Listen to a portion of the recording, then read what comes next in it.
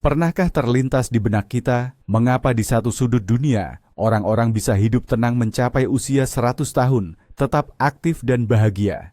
Sementara di tempat lain, hal ini terasa hampir mustahil, seperti keajaiban. Hari ini, mari kita melakukan perjalanan virtual ke Pulau Okinawa di Jepang.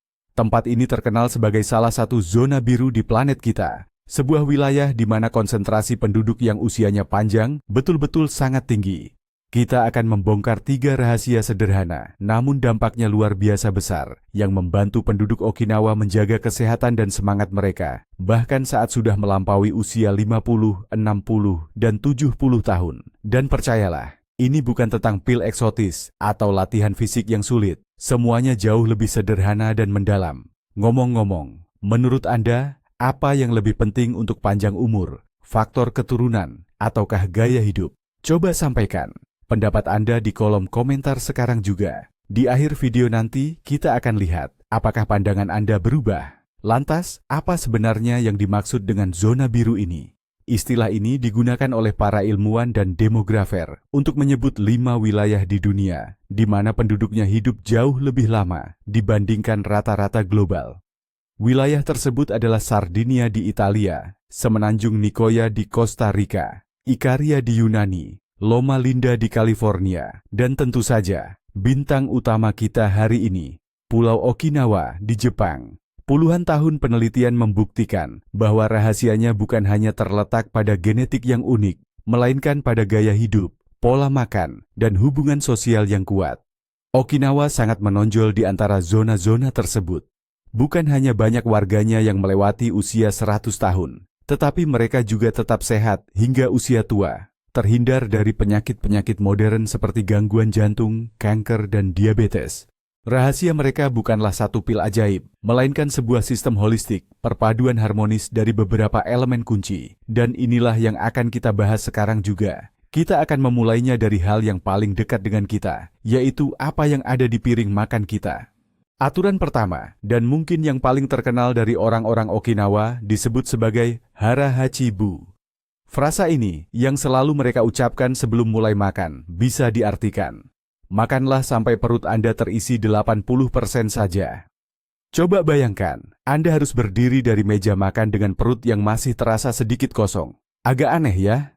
Di dunia kita sekarang, yang biasanya kita makan sampai benar-benar kenyang, nasihat ini terasa melawan akal sehat. Namun, ini bukan sekadar diet dalam arti yang kita kenal. Ini adalah sebuah filosofi utuh tentang cara kita menyikapi makanan. Orang Okinawa sangat peka mendengarkan isyarat tubuh mereka. Mereka berhenti tepat saat rasa lapar fisik sudah hilang, tapi rasa kenyang yang membuat perut terasa berat belum muncul. Ini adalah seni kesadaran diri yang sangat halus, yang melindungi mereka dari makan berlebihan.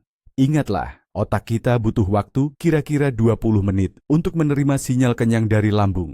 Dengan berhenti sedikit lebih awal, mereka memberikan energi yang dibutuhkan tubuh tanpa membebani atau membanjirinya dengan makanan yang berlebihan. Kenapa ya? Prinsip ini penting sekali.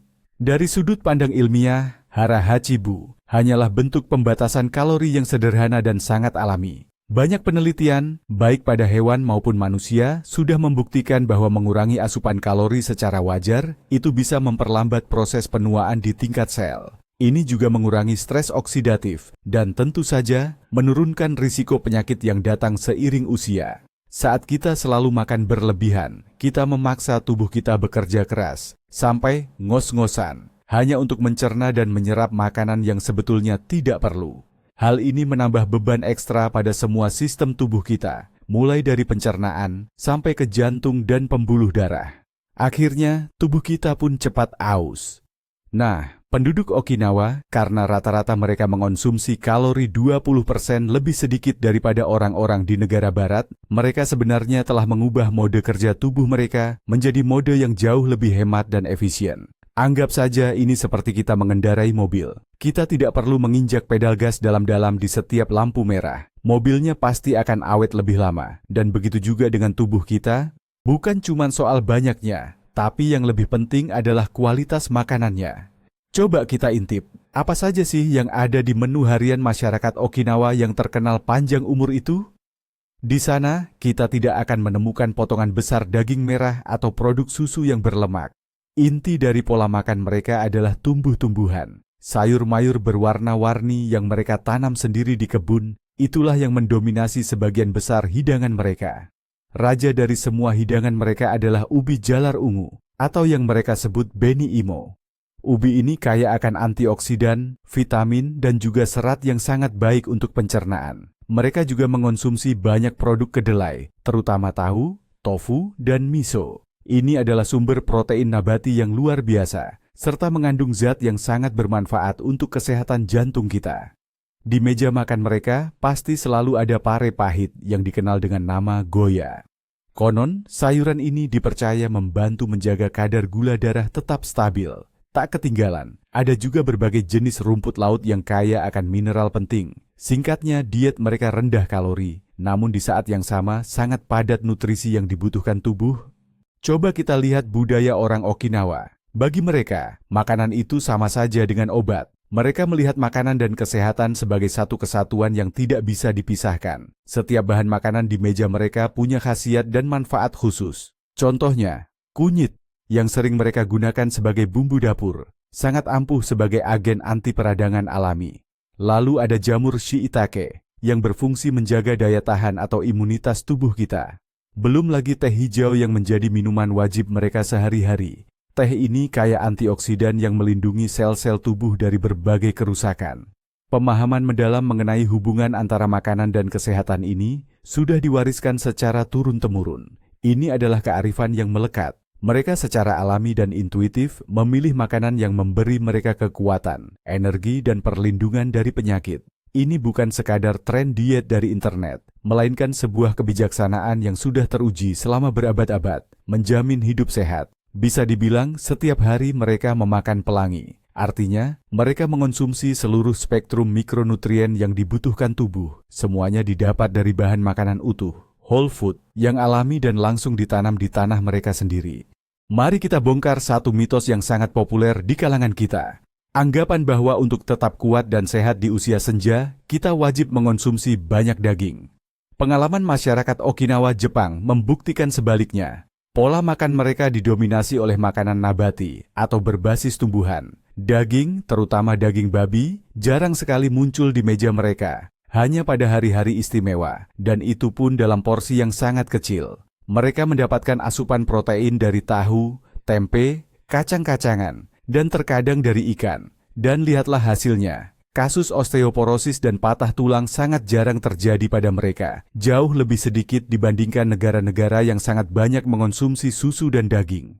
Otot mereka tetap kuat berkat aktivitas fisik yang rutin dan berkelanjutan. Bukan karena kelebihan protein hewani. Contoh ini jelas menunjukkan bahwa demi kesehatan dan kekuatan prima, tubuh kita tidak membutuhkan porsi daging yang besar. Jauh lebih penting adalah memiliki pola makan yang seimbang, kaya akan makanan nabati, yang tidak membebani organ tubuh dan justru menyediakan semua nutrisi yang diperlukan untuk menjalani hidup yang panjang dan aktif. Jadi, bagaimana kita yang hidup di tengah hiruk-pikuk kota modern ini bisa menerapkan prinsip-prinsip ini? Mulailah dari hal-hal yang kecil saja. Coba gunakan piring dengan ukuran yang lebih kecil. Ini trik psikologis sederhana yang bisa membantu kita mengurangi porsi makan. Makanlah pelan-pelan, kunyah makanan Anda baik-baik, nikmati setiap suapan, nikmati betul rasa, aroma, dan juga tekstur dari makanan itu. Saat makan, jauhkan dulu telepon genggam dan matikan televisi. Fokus penuh pada makanan yang sedang kita santap. Dan yang paling penting, belajarlah mendengarkan sinyal dari tubuh kita sendiri. Sebelum mengambil tambahan makanan, tanyakan pada diri sendiri. Apakah saya betul-betul masih lapar atau hanya makan karena sudah kebiasaan? Jangan memaksakan diri sampai kenyang 100%. Cobalah berhenti di angka 80% itu saja. Mungkin awalnya terasa agak aneh dan tidak biasa, tapi lama-kelamaan, Bapak Ibu akan merasakan pencernaan membaik, lebih berenergi, dan tubuh terasa jauh lebih ringan. Sekarang, mari kita beralih ke pilar kedua rahasia umur panjang masyarakat Okinawa, yang sama pentingnya dengan pola makan sehat. Ini adalah konsep yang mereka sebut Ikigai. Meskipun sulit diterjemahkan secara harfiah, kita bisa menggambarkannya sebagai apa yang memberikan makna pada hidup atau alasan kuat mengapa kita bangun di pagi hari. Ikigai ini tidak harus selalu berhubungan dengan pekerjaan atau karir kita dulu. Ambil contoh, bagi seorang master bela diri yang usianya sudah 100 tahun, ikigainya mungkin adalah menurunkan ilmunya kepada para murid. Sementara bagi seorang nenek yang berusia 102 tahun, tujuannya bisa jadi adalah merawat cicitnya. Bagi bapak atau ibu yang lain, itu bisa jadi hanya merawat taman, memancing, atau bahkan membuat tenunan tradisional. Intinya adalah kegiatan yang membuat hati kita senang. Ikigai berfungsi sebagai kompas. Ia membimbing kita sepanjang hidup, memberikan rasa tujuan, dan memastikan kita merasa dibutuhkan, bahkan saat kita sudah mencapai usia yang sangat lanjut. Di Okinawa, mereka tidak mengenal konsep pensiun total lalu berdiam diri. Sebaliknya, masyarakat di sana tetap aktif dan terlibat penuh dalam kehidupan sosial sampai akhir hayat mereka. Mengapa ini begitu penting bagi kesehatan kita? Kalau kita punya ikigai, artinya kita punya alasan kuat untuk terus hidup. Ini adalah penangkal yang sangat ampuh melawan rasa apatis, depresi, dan kesepian yang seringkali datang seiring bertambahnya usia. Penelitian menunjukkan bahwa orang yang memiliki tujuan hidup yang jelas rata-rata hidup lebih lama. Mereka juga lebih jarang terkena serangan jantung dan stroke. Rasa dibutuhkan dan memiliki makna itu mengaktifkan pusat kebahagiaan di otak kita. Ini dapat menurunkan kadar hormon stres seperti kortisol dan secara alami memperkuat sistem kekebalan tubuh kita.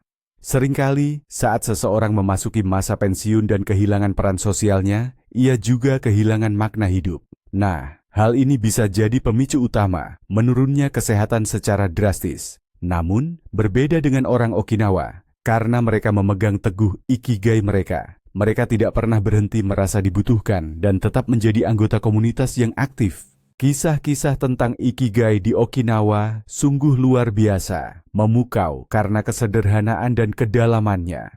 Seorang nelayan berusia 97 tahun pernah bercerita kepada para peneliti bahwa ikigainya adalah pergi melaut setiap hari, mencari ikan untuk keluarganya. Ia merasa sangat bertanggung jawab dan juga bahagia karena bisa menjamin bahwa orang-orang terkasihnya mendapatkan makanan segar.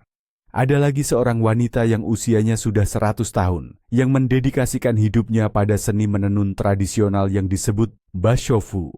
Beliau tidak sekadar membuat kain yang indah, ia melestarikan warisan budaya bangsanya serta mewariskan keterampilan itu kepada generasi muda.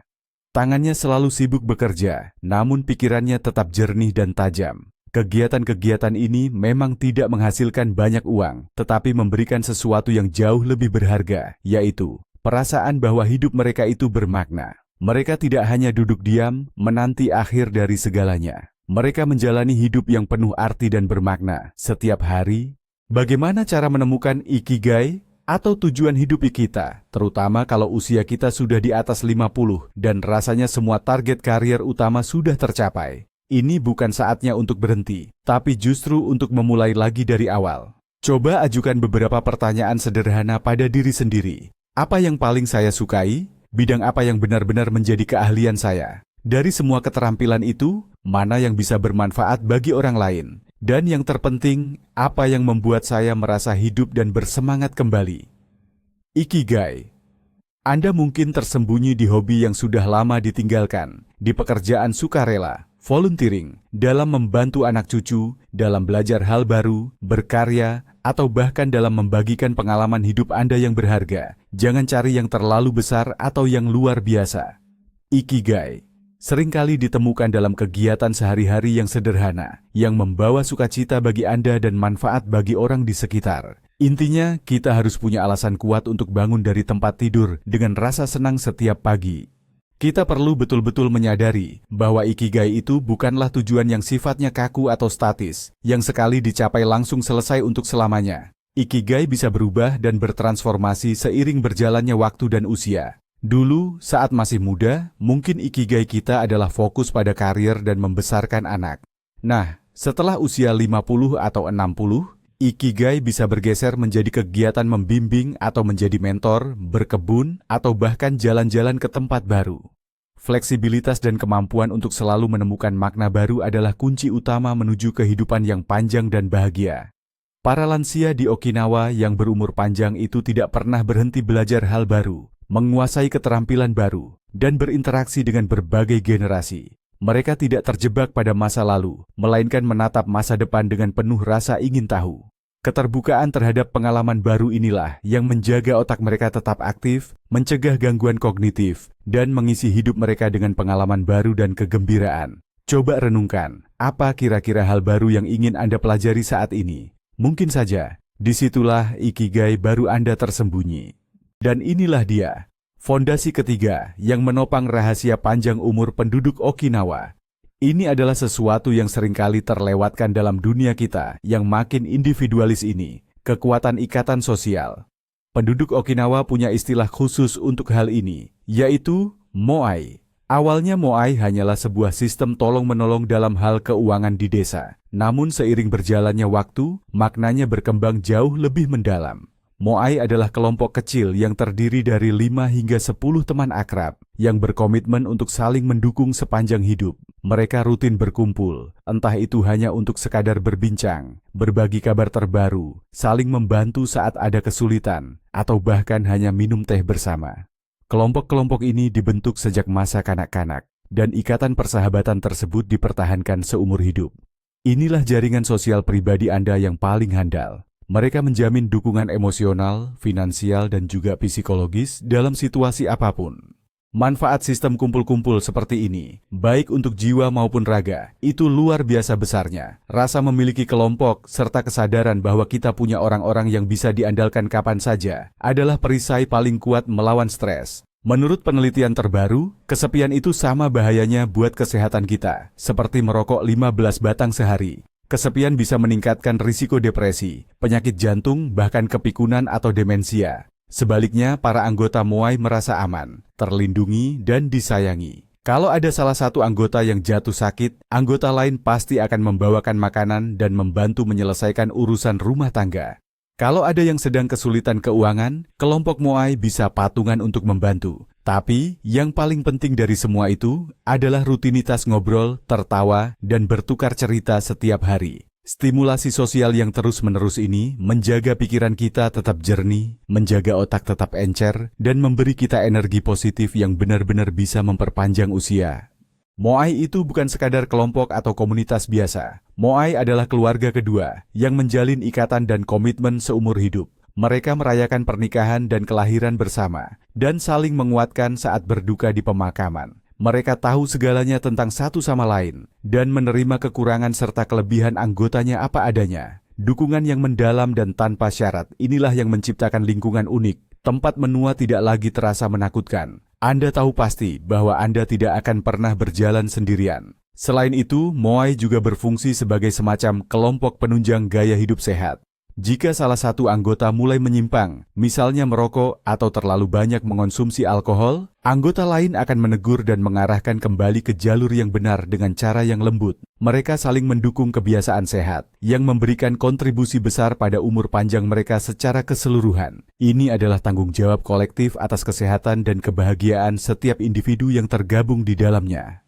Bagaimana caranya kita menciptakan moai kita sendiri? Tentu saja, kita tidak bisa menjiplak begitu saja tradisi kuno ini. Namun kita bisa mengambil intisari atau prinsip utamanya. Pentingnya memiliki hubungan yang dalam dan bersifat jangka panjang. Coba perhatikan lingkungan di sekeliling Anda. Apakah Anda punya 3-5 orang yang bisa Anda hubungi jam 3 pagi saat Anda sedang menghadapi masalah mendesak? Investasikan waktu dan energi Anda untuk memelihara hubungan-hubungan ini. Usahakan untuk mengatur pertemuan rutin. Jangan hanya mengandalkan komunikasi lewat aplikasi pesan saja. Ini bisa berupa acara ngopi di kafe setiap minggu, menjalani hobi bersama, atau sekadar jalan-jalan santai di taman. Keteraturan itu penting, disertai dengan minat dan perhatian yang tulus satu sama lain. Ciptakan lingkaran dukungan Anda sendiri, atau bisa dibilang keluarga kedua Anda. Bahkan jika Anda baru memulainya setelah usia 50 tahun, tidak ada kata terlambat untuk membangun ikatan yang kuat yang akan menopang dan mendukung Anda di masa-masa mendatang. Nah, ngomong-ngomong soal jalan kaki, bagian penting dari gaya hidup orang Okinawa adalah aktivitas fisik yang sangat alami. Kita jarang sekali melihat mereka angkat-angkat beban berat atau nge-gym di pusat kebugaran. Hidup mereka itu sudah seperti gerakan tanpa henti. Mereka selalu aktif, mereka rajin jalan kaki. Mereka juga suka berkebun atau mengurus halaman. Selain itu, mereka sering duduk dan berdiri dari lantai berkali-kali dalam sehari. Ini adalah latihan yang sangat baik untuk kaki dan otot perut, atau yang biasa kita sebut core. Mereka bukan sedang berolahraga secara formal, tapi mereka memang hidup aktif. Coba kita lihat berkebun misalnya. Ini adalah aktivitas yang bebannya pas sekali. Kita membungkuk, jongkok, pakai tangan, dan semuanya dilakukan di udara terbuka, sambil berjemur di bawah sinar matahari. Aktivitas dengan intensitas rendah seperti ini, tetapi dilakukan secara konstan sepanjang hari, jauh lebih bermanfaat untuk kesehatan. Jauh lebih baik daripada hanya berolahraga 1 jam dengan intensitas tinggi, lalu setelahnya duduk saja 8 jam di kursi. Tentu saja, sinar matahari punya peran besar di sini. Karena sering menghabiskan waktu di luar ruangan, orang-orang Okinawa mendapat asupan vitamin D yang cukup. Vitamin ini, yang sering kita sebut vitamin matahari, sangat penting untuk kesehatan tulang, sistem kekebalan tubuh, dan bahkan untuk menjaga suasana hati kita tetap baik. Sementara kita, yang mungkin sering kekurangan vitamin ini, terutama saat sudah lanjut usia, orang Okinawa mendapatkannya secara alami, bahkan berlimpah. Tentu saja, kita harus tahu batasan. Jangan sampai terpapar sinar matahari yang menyengat saat tengah hari. Tapi, cukup berjemur sebentar di pagi atau sore hari. Itu adalah rahasia kesehatan mereka yang sederhana dan gratis. Ini mengingatkan kita bahwa kita adalah bagian dari alam, dan kedekatan kita dengan alam sangat memengaruhi kondisi fisik dan jiwa kita. Tentu saja, kita tidak boleh melupakan aspek spiritual atau batin dari kehidupan di Okinawa. Meskipun mungkin bukan berbentuk agama yang terstruktur, mayoritas penduduk di sana memegang teguh rasa syukur dan keterikatan yang mendalam dengan para leluhur mereka. Banyak di antara mereka memiliki semacam altar atau meja persembahan kecil di rumah, tempat mereka menghormati dan mengenang kerabat yang sudah tiada. Ritual sehari-hari ini memberikan mereka rasa keberadaan yang kuat, menjalin kesinambungan antar generasi, dan sangat membantu mereka dalam menghadapi berbagai tantangan hidup.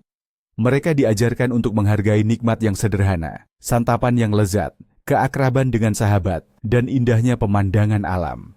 Filosofi menerima hidup dengan tenang ini, tanpa perlu banyak kepanikan atau tekanan yang berlebihan, juga merupakan kunci penting dari umur panjang mereka. Stres yang berkepanjangan atau stres kronis adalah salah satu pembunuh senyap terbesar di dunia modern ini. Namun, orang Okinawa tampaknya telah berhasil menemukan rahasia untuk hidup selaras dengan diri sendiri dan alam sekitarnya. Jadi, mari kita simpulkan bersama-sama. Rahasia umur panjang di Okinawa bukanlah sekadar satu faktor saja, melainkan gabungan atau sinergi yang utuh dari semuanya. Pola makan yang seimbang dan kaya nabati, atau yang mereka sebut hara hachibu, makan sampai 80% kenyang, memberikan nutrisi yang baik bagi tubuh dan melindunginya dari penyakit. Memiliki tujuan hidup, ikigai, memberikan alasan bagi pikiran kita untuk tetap bersemangat dan jernih. Sementara komunitas yang kuat, moai, memberikan rasa aman dan dicintai bagi jiwa. Jika salah satu dari elemen ini hilang, seluruh sistem bisa saja menjadi rapuh atau runtuh. Kita tidak bisa hanya mengikuti diet ala Okinawa sambil duduk sendirian di depan TV dan mengharapkan hasil yang sama. Panjang umur yang mereka nikmati adalah gaya hidup yang sangat utuh atau holistik, di mana setiap aspeknya saling mendukung dan memperkuat satu sama lain. Inilah pelajaran utama yang sangat berharga yang bisa kita ambil dari pengalaman hidup mereka. Perlu kita ingat baik-baik, bahkan di Okinawa sendiri, anak-anak muda kini mulai kehilangan keistimewaan panjang umur itu. Mereka sudah meniru gaya hidup barat, seperti makan makanan cepat saji dan kerja yang lebih banyak duduk-duduk. Akibatnya, mereka kini semakin sering sekali terkena obesitas dan diabetes. Nah, ini adalah bukti paling kuat yang meyakinkan kita bahwa masalahnya bukan di gen atau keturunan, tapi murni soal cara kita menjalani hidup. Rahasia orang Okinawa ini bukan sihir atau ilmu khusus yang hanya boleh diketahui segelintir orang. Ini adalah prinsip-prinsip universal untuk hidup sehat dan bahagia. Sayangnya, kita sering melupakan prinsip ini karena terlalu sibuk mengejar kenyamanan dan kesuksesan duniawi. Tapi ada kabar baik Bapak Ibu. Tidak ada kata terlambat untuk kembali kepada kebenaran yang sederhana, namun penuh hikmah ini. Bahkan perubahan kecil dalam pola makan, dalam mencari makna hidup, dan dalam mempererat hubungan dengan keluarga, bisa memberikan hasil yang sungguh menakjubkan. Nah, begitulah. Sedikit demi sedikit, kita telah berhasil mengungkap rahasia hidup panjang dan sehat para penduduk Okinawa. Tapi, sebenarnya inti utamanya adalah, Tidak ada rahasia besar yang tersembunyi. Bukan pil ajaib atau ramuan sakti yang kita cari. Yang ada hanyalah sebuah kebijaksanaan yang sederhana namun mendalam. Yaitu, beri makan tubuh kita dengan asupan yang baik, tapi jangan pernah sampai kekenyangan. Beri makan pikiran kita dengan tujuan dan makna hidup, agar selalu ada hal yang ingin kita capai. Dan beri makan jiwa kita dengan kehangatan hubungan antar sesama, sebab berjalan sendirian akan jauh lebih sulit. 3 pilar utama ini, Hara Hachibu, Ikigai, dan Moai, menciptakan fondasi kesehatan yang sangat kokoh. Ini memungkinkan kita bukan hanya sekadar mencapai usia 100 tahun, tapi juga menjalaninya dengan aktif, bahagia, dan pikiran yang selalu jernih. Terima kasih banyak sudah menonton video ini sampai selesai. Jika Bapak Ibu merasa mendapat sesuatu yang baru dan bermanfaat, jangan lupa tekan tombol like dan subscribe ke saluran kami, agar tidak ketinggalan rahasia kesehatan lain dari seluruh dunia. Sekarang, mari kita kembali ke pertanyaan kita. Menurut Bapak Ibu, dari ketiga aturan ini, pola makan secukupnya, memiliki tujuan hidup, atau hubungan sosial yang kuat, mana yang paling besar dampaknya bagi kehidupan Bapak Ibu saat ini? Sampaikan pendapat Anda di kolom komentar. Saya sangat menantikan untuk membacanya.